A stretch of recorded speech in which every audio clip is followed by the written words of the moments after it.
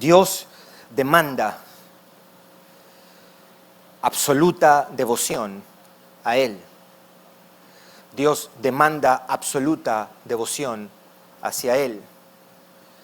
No puedes amar a dos señores, dijo Jesús.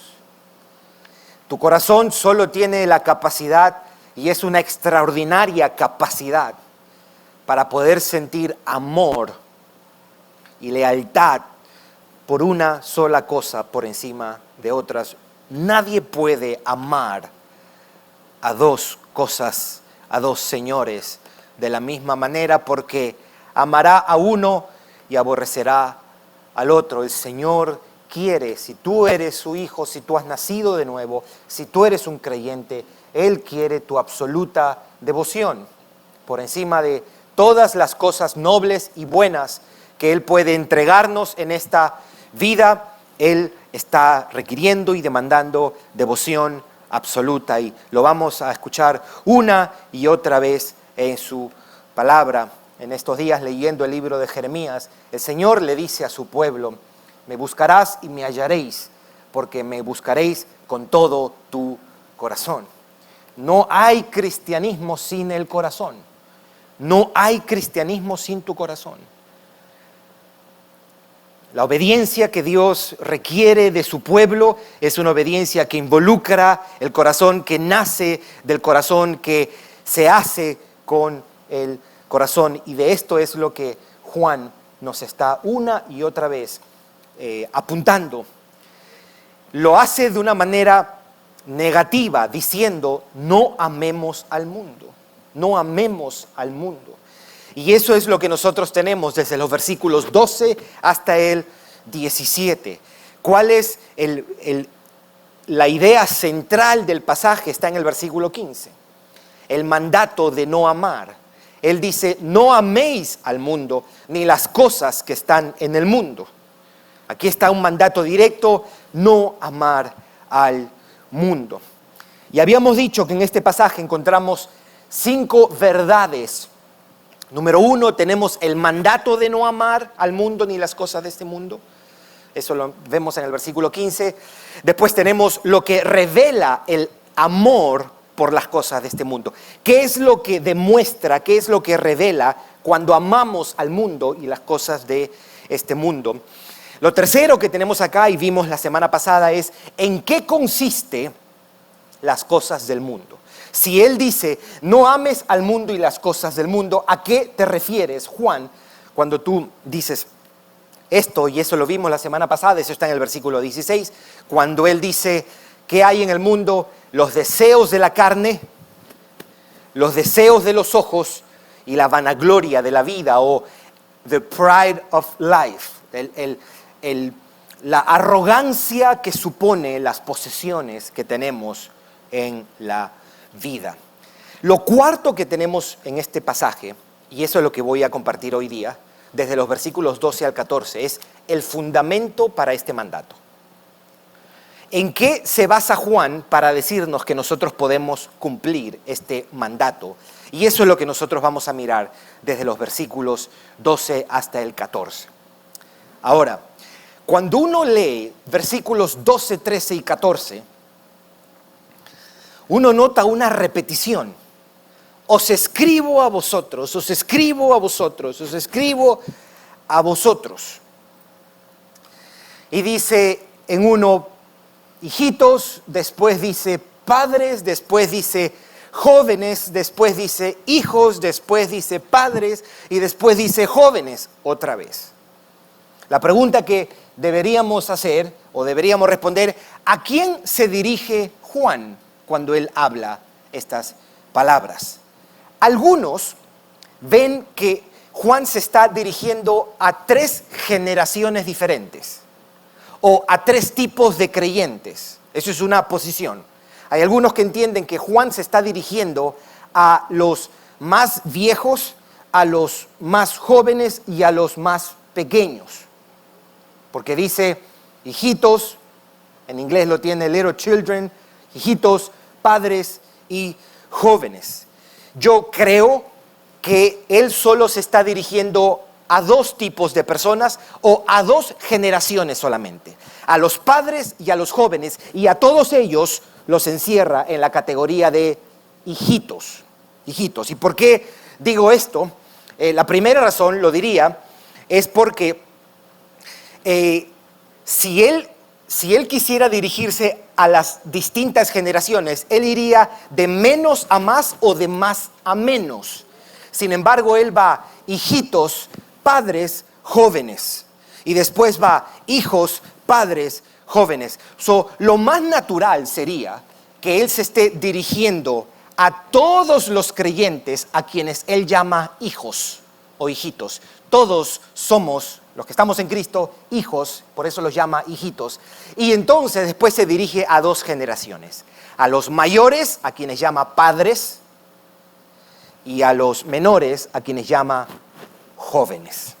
Esa es la explicación por qué entiendo que se está dirigiendo solamente a dos tipos de personas, a dos generaciones. Bien, vamos a empezar a mirar versículos 12, versículos 13, versículo 12 hasta el 14. ¿Qué es lo que les dice a ellos? Os escribo a vosotros, y qué cosa es lo que les dice. Primero, habla acerca de que los creyentes hemos sido perdonados. Nuestros pecados han sido perdonados. Versículo 12. Os escribo a vosotros, hijitos, porque vuestros pecados os han sido perdonados por su nombre. Esto de en su nombre está hablando acerca de Cristo. Está diciendo que recibieron perdón de pecados en virtud de su persona y de su obra. Por eso es que dice en su nombre. Esa es la razón por la que cuando oramos decimos en el nombre de Jesús. Es confiados en la persona y en la obra de nuestro Señor Jesucristo. Descansamos en los méritos de nuestro Señor Jesucristo. No nos acercamos a Dios en nuestro nombre, en nuestros méritos. Nos acercamos a Dios en el nombre de Jesús porque confiamos en su persona y en lo que Él ha hecho para redimirnos. La salvación, nos está diciendo Juan, es perdón de pecados. Los pecados que cometimos, que nos separan de Dios y que merecen ser castigados, Cristo los llevó en la cruz y a causa de eso podemos recibir perdón de pecados. Y esto es importante una y otra vez enfatizarlo, sobre todo en esta sociedad que tiene una alergia de hablar de este concepto del pecado. De este concepto del pecado. Se habla y muchas veces se quiere maquillar o se quiere usar términos que no son tan ofensivos. Preferimos hablar, sí, nuestros traumas, nuestras historias. Pero la Biblia es muy puntual para señalar cuál es el verdadero problema de la humanidad. El verdadero problema de la humanidad no son los terroristas, no son las enfermedades, no son las guerras. Terroristas, enfermedades, guerras, divorcio e inmoralidad sexual son solo los síntomas de algo más profundo. Es que nos hemos rebelado contra nuestro Creador, le hemos ofendido, hemos quebrado su ley, hemos agraviado su nombre. Estamos bajo la ira de Dios, dice la Biblia, Juan 3:36. Y lo que necesitamos es que nuestros pecados sean expiados y sean perdonados. Y si usted está en Cristo, usted ha recibido perdón de todos sus pecados, mis hermanos. ¿Ok?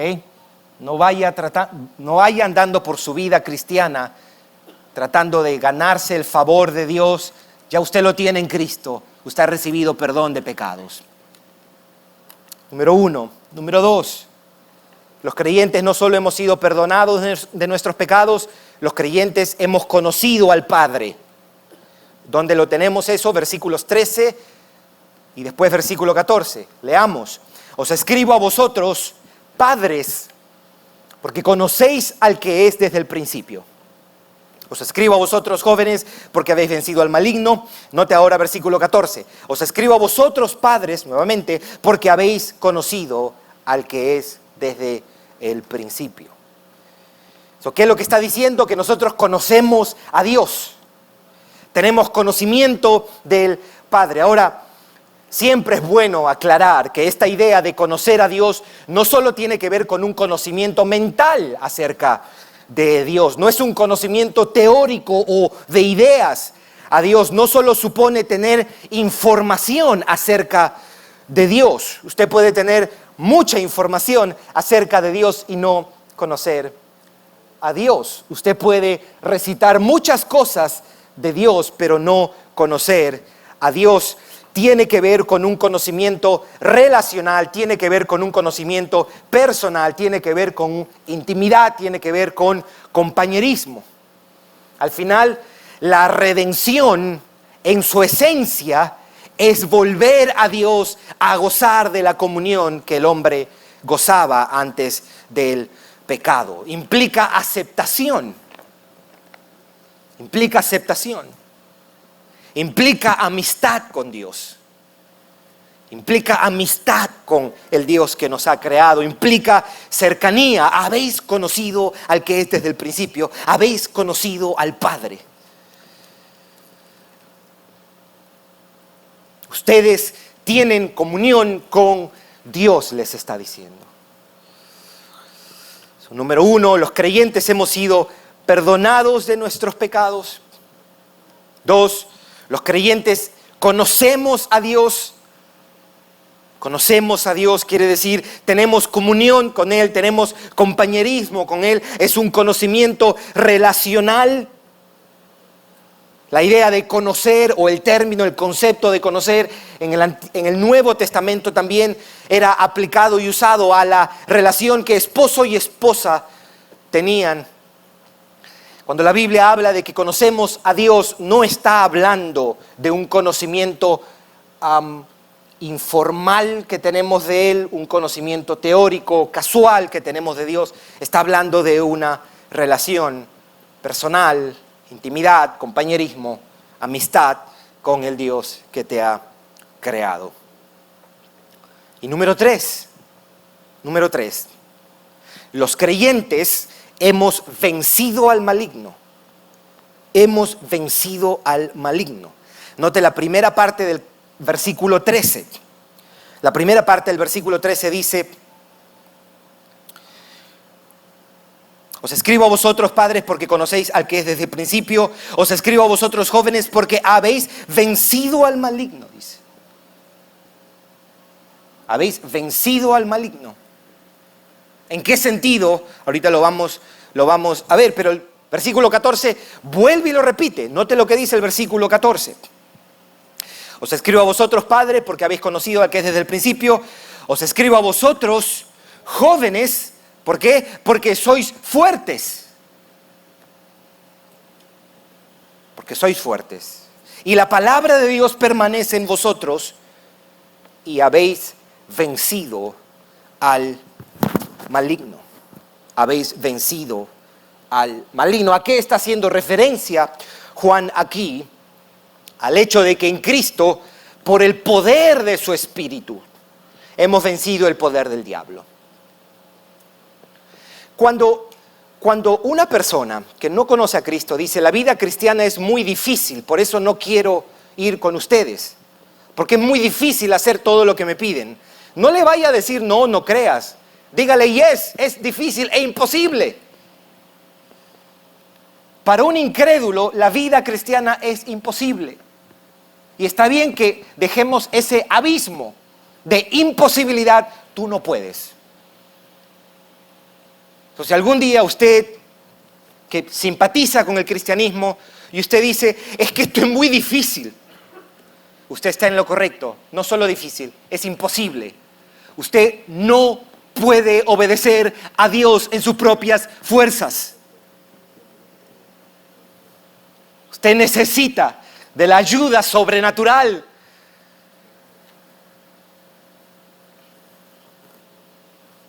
Y esa ayuda Dios la da y la provee en la persona de su Espíritu. Por eso podemos vencer el poder del diablo para no vivir en pecado. Somos fuertes, dice, y así hemos vencido al maligno.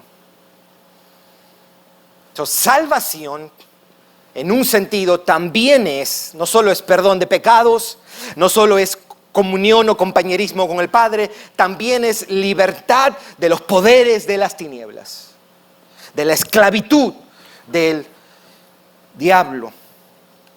Las únicas personas verdaderamente libres en toda la existencia, según Dios, son los cristianos.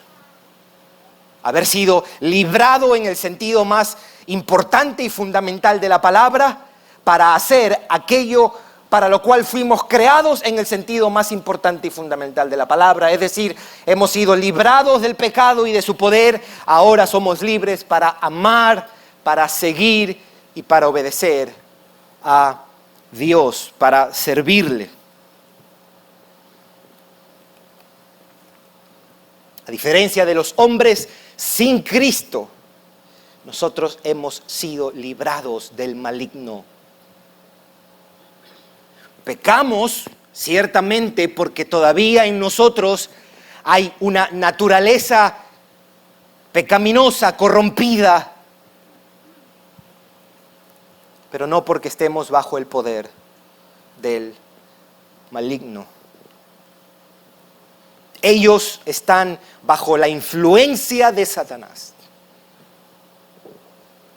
El hombre sin Cristo, la mujer sin Cristo son esclavos del pecado, esclavo del diablo, esclavo de sus pasiones, están oprimidos por él. Nosotros que recibimos el poder del Espíritu, eso no es una capacidad inherente a nosotros, no es una fuerza inherente a nosotros. Es el poder del Espíritu que habita en nosotros, que nos da vida y que nos faculta para vencer el poder de las tinieblas. Nosotros podemos vencer al maligno, nosotros hemos vencido al maligno. Aquí está Juan. Os escribo a vosotros, padres, os escribo a vosotros, hijitos, os escribo a vosotros, jóvenes, os escribo a vosotros porque sus pecados han sido perdonados. Os escribo a vosotros porque ustedes conocen al Padre. Os escribo a vosotros porque ustedes son fuertes y han vencido al maligno. Han vencido al maligno. 12, 13, 14. ¿Y qué hace en el 15? Después de decir todo esto, él dice, no améis al mundo. No améis al mundo. Él menciona los beneficios de la redención antes de mandarles que no amen al mundo. Juan les recuerda lo que ellos tienen. Les recuerda aquello que les ha pasado en virtud de Cristo. Les recuerda que han sido perdonados. Les recuerda que ellos conocen al Padre. Y les recuerda que ellos tienen el poder para vencer al maligno. Él habla de las glorias de la salvación. Es como que Él está diciendo, miren lo que ha pasado con ustedes. Miren cuán gloriosa realidad que ha sucedido ahora.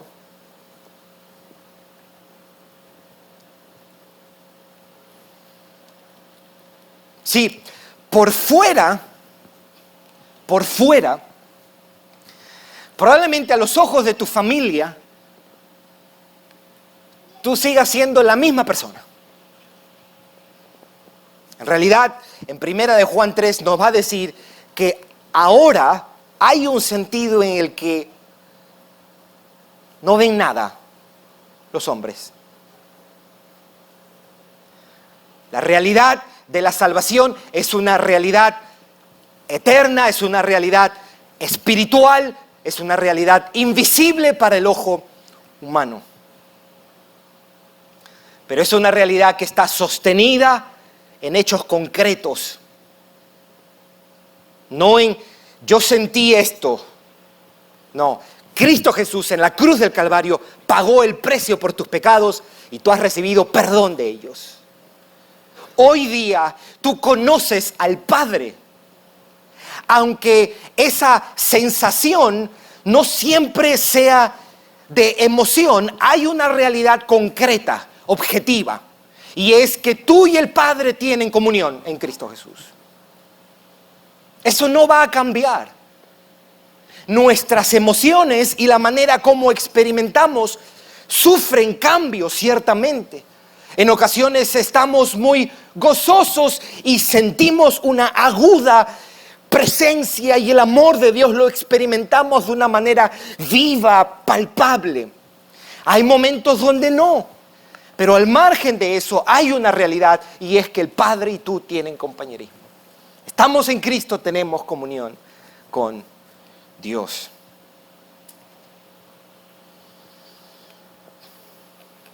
Y 3, tenemos el poder para vencer al maligno. Estas 3 realidades de la salvación para Juan son el fundamento para cumplir el mandato, para amar, para no amar a este mundo.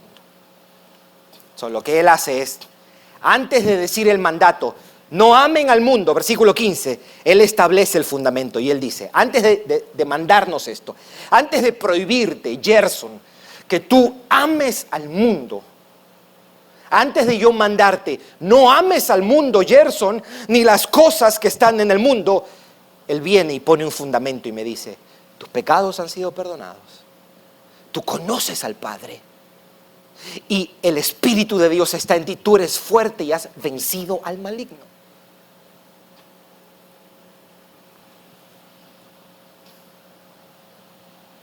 Como diciendo, ustedes pueden cumplir lo que les mando porque han recibido, ¿qué hemos recibido?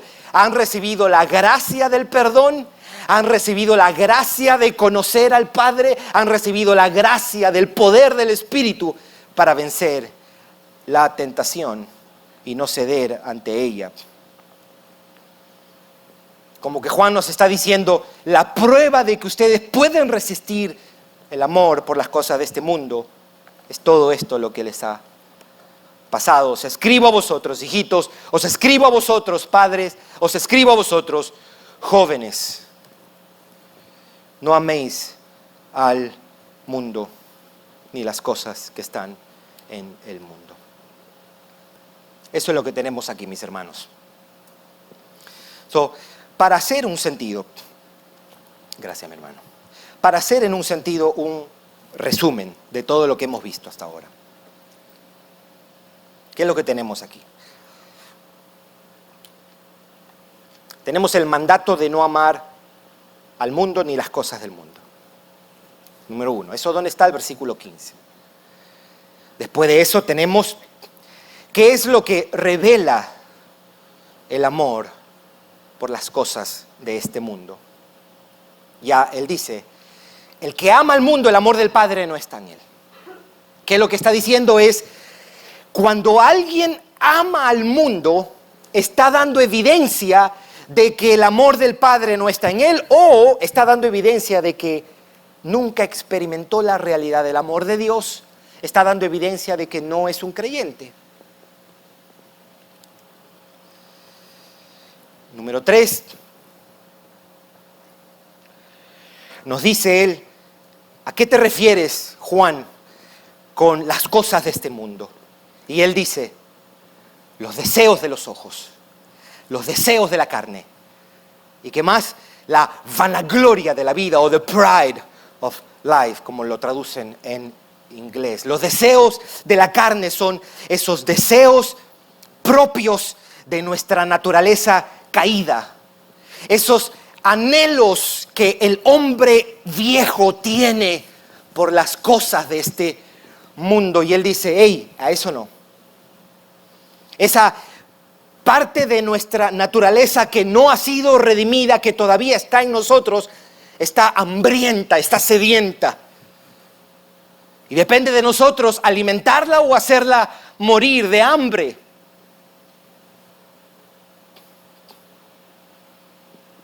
Pero dice después los deseos de los ojos, que son los deseos de los ojos, habíamos dicho, son aquellos deseos que nacen, deseos distorsionados que nacen de nuestra visión distorsionada de la realidad.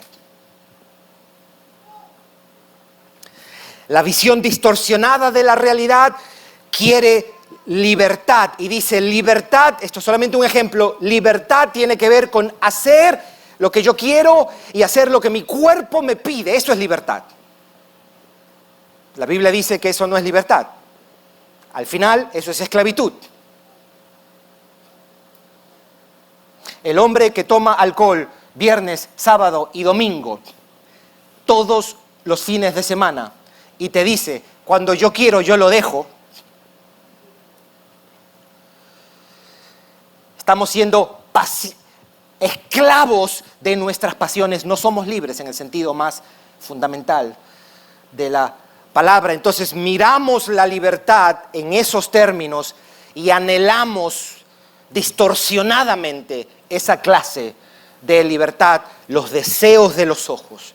Aquellas pasiones, anhelos corrompidos que nacen de nuestra visión corrompida de la realidad. Por alguna razón yo he venido comentando, hablando en varias interacciones acerca del matrimonio, por ejemplo. Hay una alergia en la sociedad americana con esto del matrimonio. Los jóvenes no se quieren comprometer y quieren llegar a edades tardías para casarse. Y algunos sienten, no, yo quiero ser libre primero, experimentar mi libertad y después casarme. Mire qué visión para más pobre de la realidad. Y algunos tienen esta visión del matrimonio solamente basado en su experiencia, que ha sido una experiencia negativa del matrimonio. Mis hermanos, si su experiencia con el matrimonio ha sido negativo, no quiere decir que el matrimonio es algo secundario o algo que detestar. El matrimonio es la voluntad de Dios, el propósito de Dios, el diseño y la sabiduría de Dios. Por lo tanto, si es la sabiduría, el propósito y el diseño de Dios, es algo bueno y digno de perseguirlo.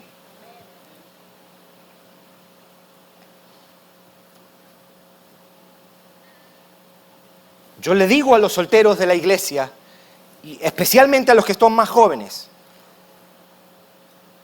cásese rápido.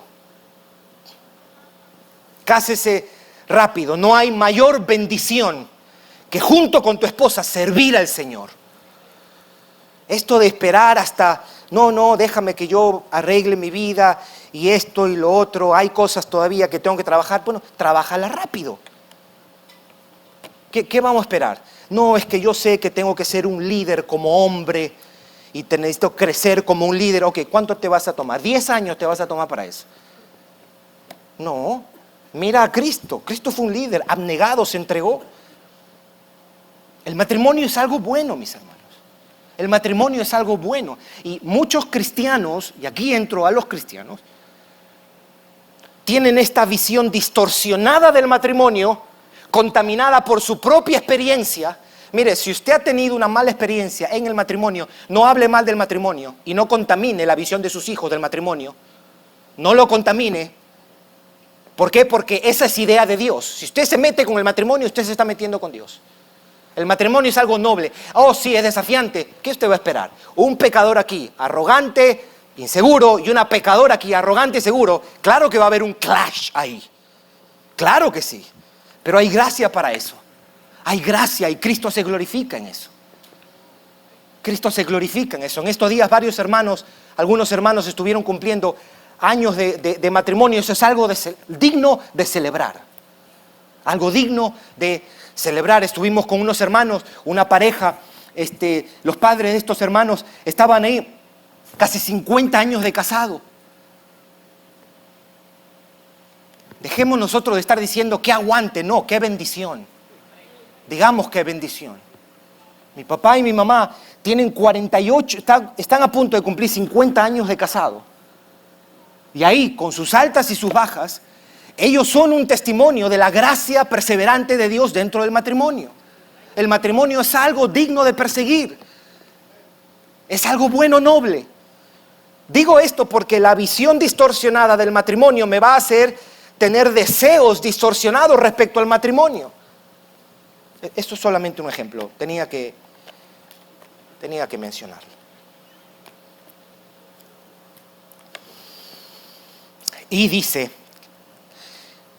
las cosas que hay en el mundo son la vanagloria de la vida, the pride of possessions, the pride of life, dice. ¿Qué cosa quiere decir Juan con eso? Él dice, son aquellas cosas en las que ponemos nuestra esperanza y de las que nos jactamos. Son aquellas cosas que obtenemos en la vida, por eso dice the pride of life, la vanagloria de la vida, y en las que ponemos nuestra confianza y nuestra esperanza. Y él dice, no, tu mayor posesión, si tú eres de Cristo, tu mayor posesión se llama Jesús de Nazaret. Si tú no estás en Cristo, claro que sí. Claro que tu posesión tiene que ser tu carro, tu trabajo, tu casa y todo lo que tú puedas adquirir. Eso es lo más lógico, lo más natural. Pero si tú estás en Cristo, tú has sido enriquecido, dice la Biblia.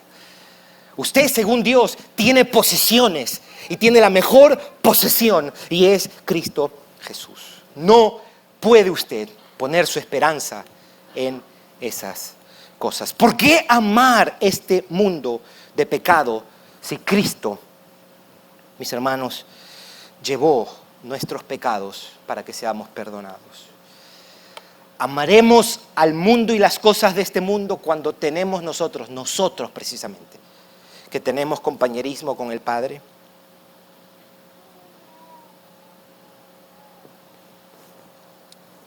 Quiero terminar con esto.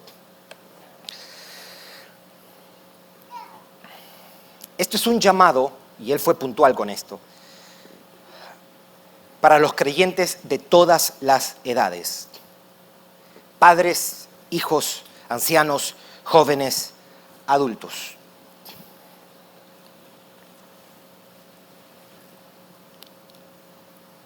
Me voy a dirigir primero a los que son más jóvenes. No sé dónde cortar la línea, si decir de 30 para atrás, de 35 para atrás, porque hay quienes tienen 45 y todavía sienten que son jóvenes, o usted lo recibe como lo recibe. Jovencito, jovencita, no ames las cosas de este mundo. Si tú eres de Cristo de verdad, no ames las cosas de este mundo. No te dejes engañar.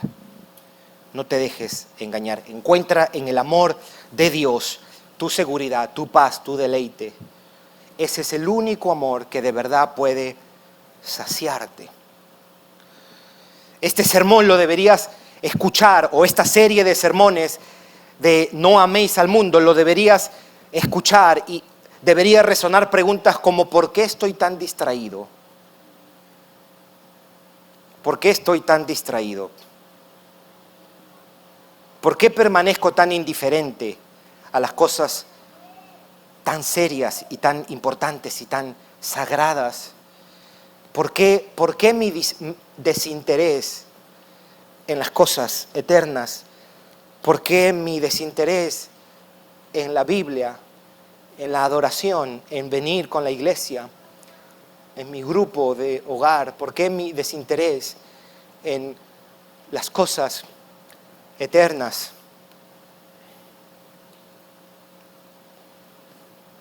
Thomas Watson, un puritano, él decía, cuán indigno y poco sincero es dar al diablo la flor de tu juventud y a Dios las obras de la vejez.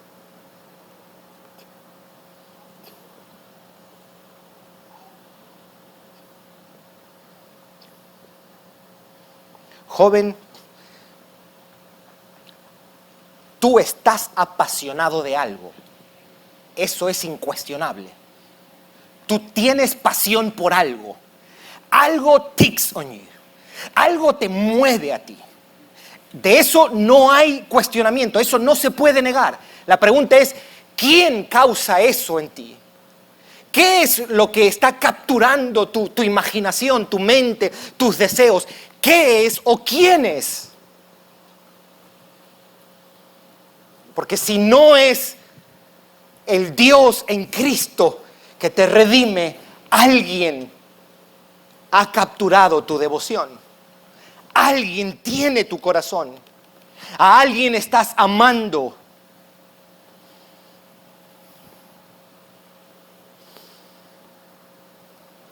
Y para los mayores,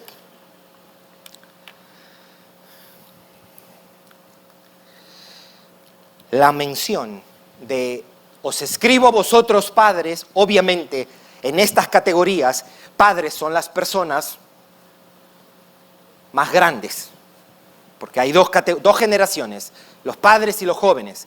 Los padres es la gente adulta y anciana. Pero la mención de los padres aquí es para recordarnos que el amor al mundo no es un pecado exclusivo de la juventud.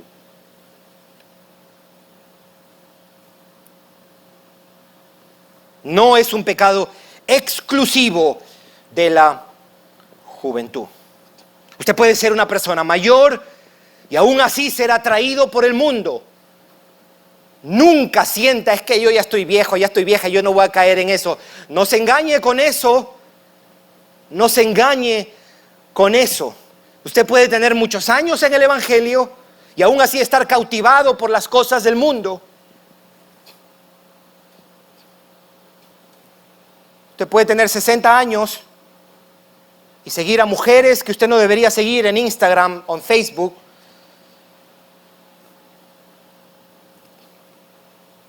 ¿Qué nos hace pensar que los años nos hacen menos susceptibles a los pecados? Mentira. Mentira.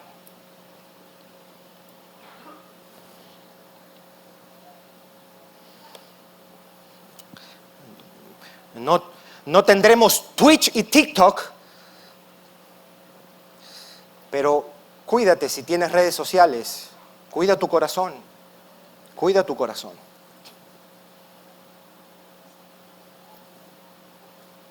Y si tienes rabo de paja, no tengas redes sociales. Tan sencillo como eso. Tan sencillo como eso. Si usted lucha con la lujuria, usted no debería tener redes sociales. Sencillo.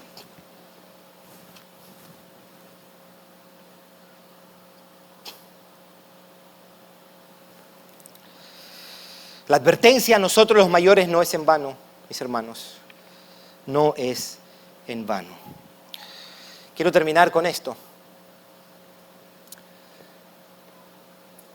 No te mires como una víctima. No eres una víctima. Que tu percepción de ti en Cristo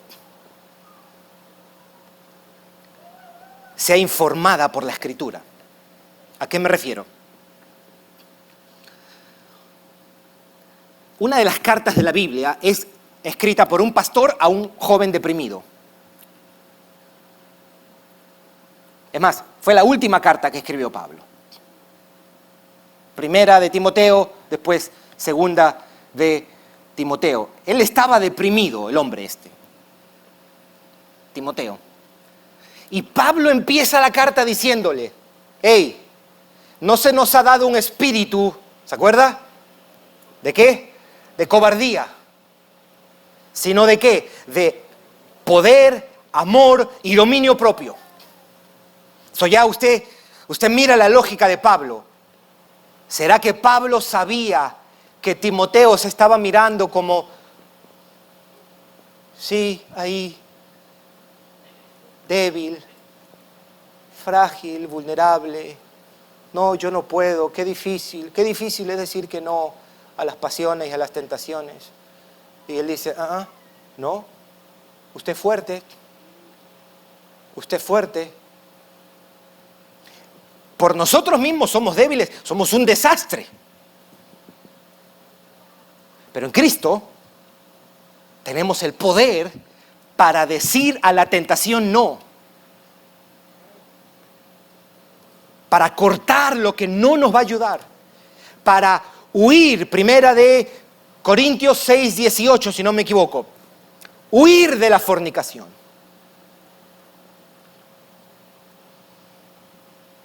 si su pasión es hablar y opinar de todas las cosas y criticar y hablar, descalificar, usted tiene el poder del Espíritu Santo para mantener la boca cerradita y hablarla solamente cuando sea necesario y hablar palabras de gracia.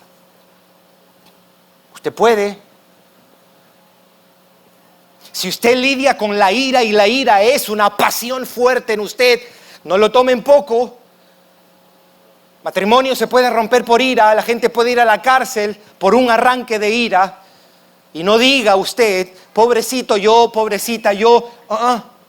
Usted tiene el poder del Espíritu, usted ha vencido al maligno, no se mire como una víctima. No se mire como una víctima, mírese como lo que usted es y todo lo que usted tiene en Cristo Jesús.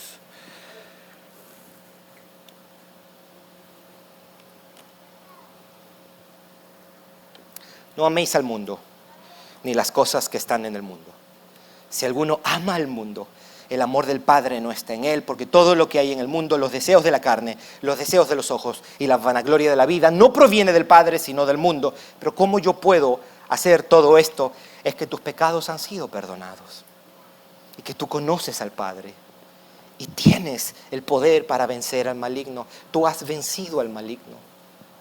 Juan nos está dando esperanza, mis hermanos. Juan nos está ayudando a tener perspectiva, la perspectiva correcta cuando vivamos en este mundo. El diablo va a hacer con nosotros lo mismo que hizo con Jesús. Oh, mira Jesús, mira todo esto. Mira todo esto. Tómalo, te lo doy. Si postrado me adorares. El diablo nos va a ofrecer. Y el diablo sabe dónde usted y yo cojeamos. Si su debilidad es la ira, usted no lo va a tentar con lujuria. Y su debilidad es lujuria, a usted no lo va a tentar con ira o con codicia. Y Jesús le dijo, apártate de mí, Satanás, porque solo a tu Dios amarás y solo a Él servirás.